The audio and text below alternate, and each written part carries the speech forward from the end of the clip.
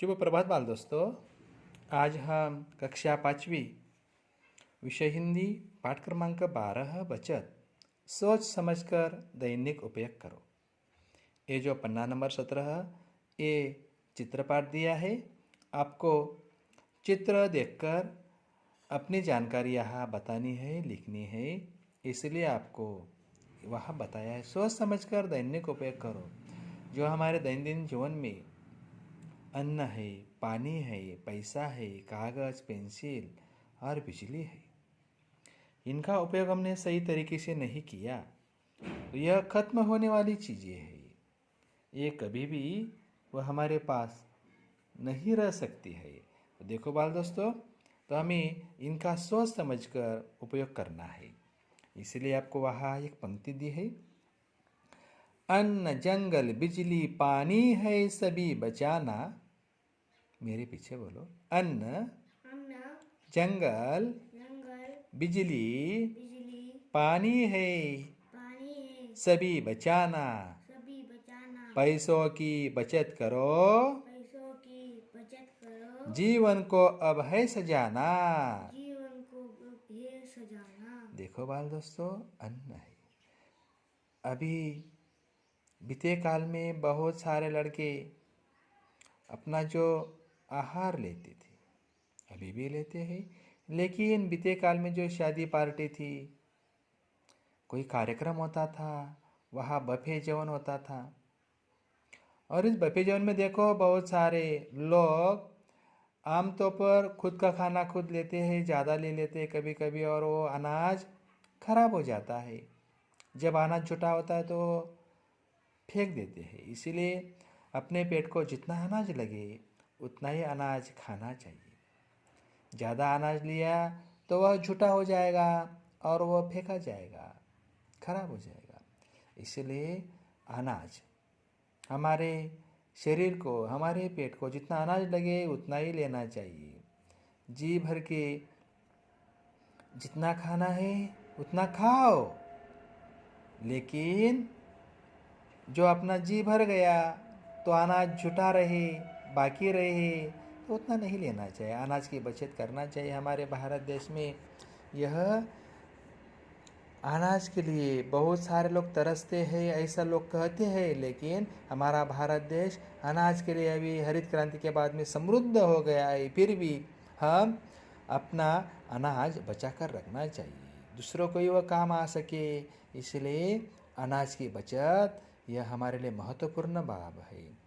तो देखो बच्चों, आज से जितना अनाज लगे उतना ही खाओ और अपने माता को उतना ही बनाने के लिए, तैयार करने के लिए बताओ जितना आप लोग को अच्छा लगे। देखो बच्चों, आगे है पानी। पानी को जीवन कहा गया है, बूंद बूंद है जिंदगी। पानी यही जीवन है।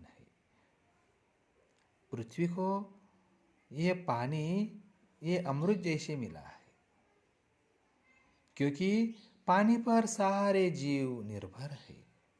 पेड़ है, पौधे है, आदमी है, जानवर है, पशु है, पक्षी है, ये सारे जो है ना बाल दोस्तों, ये सारे पानी पर निर्भर है कि नहीं? तो देखो, इसीलिए पानी, यह पृथ्वी के पेट में जितना पानी है वह पीने के लिए जो पृथ्वी पर है सिर्फ 5% पीने का लायक का है। बाकी जो समंदर में है 95 जो प्रतिशत है वह पानी पीने के लायक नहीं। 5% ही मीठा पानी पीने के लायक होता है, और वो पानी खत्म हो गया तो सारे सजीवों को दिक्कत आ सकती है। इसीलिए पानी का बचत करना चाहिए। रेगिस्तान में देखो, रेगिस्तान में पानी के लिए कितनी मशक्कत करनी पड़ती है। तो देखो, इसीलिए वह कभी ऊंट का जो मदार होता है उनका ही प्रयोग वो पानी के लिए कभी कभी उन्हें करना पड़ता है, इतनी दिक्कत उनको होती है। इसलिए हमारे पास पानी है ना, आधा गिलास आपने वो पानी लगा तो आधा गिलास ही पानी पियो, पूरा गिलास लेने की जरूरत नहीं। ना तो आप लोग आधा पियोगे आधा फेंक देगी, वह खर्च ज़्यादा नहीं करना। स्नान के लिए जितना पानी लगे उतना ही पानी वह आप लोग ले सकते, ज़्यादा पानी खर्च नहीं करना चाहिए। क्योंकि और जब आप लोग हाथ पैर धोते हुए वह किसी बाल्टी में ले लो। हाँ, अपना नल वहाँ शुरू रखने की ज़रूरत नहीं। इसलिए यहाँ देखो, ये जो अपना छोटा सा बालक मित्र है, ये पानी कैसा बचाकर अपने पौधों को दे रहा है, देखो अच्छी तरह से निरीक्षण करो। उसी तरह पैसों का है, पैसा ज़्यादा खर्च किया तो आपके पास पैसा नहीं हो सकता है। पैसा बचा कर रखना चाहिए। बड़े लोगों की देखो, बड़े लोग ज़्यादा पैसे खर्चे करते कि जितना ज़रूरत है, ज़रूरतमंद पैसा होता है उतना ही खर्चे करो। और अपने पास जितने पैसा है उन पैसों का बचत करना चाहिए, क्योंकि संकट काल में ये पैसा आपको काम आ सकता है। इसलिए बैंक है, पोस्ट है, इसलिए बचत खाता हमारे पोस्ट में शुरू किया है भारत सरकार ने बच्चों के लिए, वो आप लोग खुला सकते हो। बच्चों के लिए कन्यादान योजना है, उससे आप लोग पैसा बचत कर सकते हो। तो देखो, पैसा बचत करना बच्चों के लिए बहुत महत्वपूर्ण भाव है, जो आपको कभी भी संकट काल में वो काम आ सकता है। आगे देखो बच्चों, कागज और पेंसिल, कागज और पेंसिल की बचत करनी चाहिए। देखो, एक कॉपी तैयार करने के लिए 28 जो बाम्बू बोलते हैं हमारे मराठी में, जो ग्रामीण भाषा में जिन्हें टोकर बोलते हैं, तो देखो ऐसे इनके पेड़ वह कटवाने पड़ते हैं, और कटवाने के बाद एक काफी बनती है। इसलिए कागज की वह ज़्यादा छेड़छाड़ नहीं करनी चाहिए। जितना आपने को कागज लगे उतना ही कागज लो, उनको वेस्ट नहीं करना चाहिए। और पेंसिल भी देखो, पेंसिल में जो धातु होता है ग्रेनाइट, यह पृथ्वी के पेट में वह मिलता है, खनिज है वो। जो आप पेंसिल का उपयोग करते हो, देखो ये जो पेंसिल है, इस पेंसिल में जो धातु है ग्रेनाइट, यह पृथ्वी के पेट में मिलता है। इसलिए इनका उपयोग अच्छी तरह से करो और ज़्यादा उनको वेस्ट नहीं करना चाहिए, खराब नहीं करना चाहिए। कागज़ अपने पन्ने फाड़ने नहीं चाहिए। किताब को अच्छी तरह से प्रेम लगाओ, जी जान से उनको अच्छी तरह से संभालो, क्योंकि आपको वह ज़रूरतमंद चीज़ें हैं।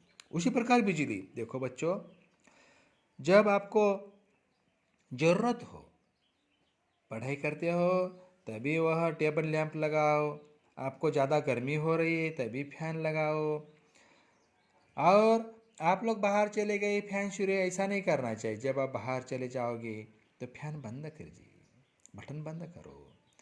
जो बल्ब है बिजली का उन्हें बंद करो।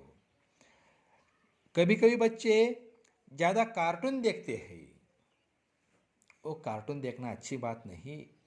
आपने आंखें भी खराब हो सकती है। अभी तो ये ऑनलाइन का ज़माना है बाल दोस्तों, आप लोग बहुत सारे मोबाइल का उपयोग भी कर रहे हो और अपनी आंखों को क्षति भी पहुंच सकते हैं। ज़्यादा कार्टून नहीं देखना चाहिए टीवी में। जो पढ़ाई की चीज़ें हो, पढ़ाई का जो ज्ञान हो, वो देखने की कोशिश करो। आपको जैसा ज़्यादा ज्ञान मिलेगा वो देखने की ज़रूरत करो। और पढ़ाई की चीज़ें ख़त्म हो गई तो टीवी बंद कर दीजिए। अभी टिली-मिली कार्यक्रम टीवी पर चल रहा है, वो कार्यक्रम देखो। कार्टून देखने से आप लोग को ज्ञान में ज़्यादा, वह क्या बोलते हो, ज्ञान में ज़्यादा फर्क नहीं पड़ने वाला। आपका मनोरंजन हो सकता है, लेकिन ज्ञान की जो कार्यक्रम हो वो ज्ञान के कार्यक्रम जरूर देखिएगा। अपनी ऑनलाइन पढ़ाई जरूर करिएगा। अभी मोबाइल भी चार्जिंग पर चलता है, बराबर है ना? हाँ, इसीलिए ये बिजली बचाना चाहिए। बिजली ख़त्म हो गई तो देखो कौन कौन सी दिक्कत आ सकती है, ये आपको पता है। और आपको वह अपने कॉपी में भी लिखना है, बिजली ख़त्म हो गई तो कौन कौन सी दिक्कत आ सकती है। पानी खत्म हो गया तो कौन कौन सी कठिनाई हो सकती है, कागज़ पेंसिल खत्म हो गई तो कौन कौन सी समस्या आ सकती है। और हमारे भारत देश में कुपोषण की बड़ी समस्या है, इसलिए अनाज बचा कर रखना चाहिए बाल दोस्तों। तो देखो बाल दोस्तों, आपको अच्छी तरह से निरीक्षण करके समझ कर इनका उपयोग करना है और अपने काफी में ये लिखना है। बाल दोस्तों, मैं यहाँ रुकता हूँ। सभी बाल दोस्तों को मेरा प्यार भरा नमस्कार, धन्यवाद।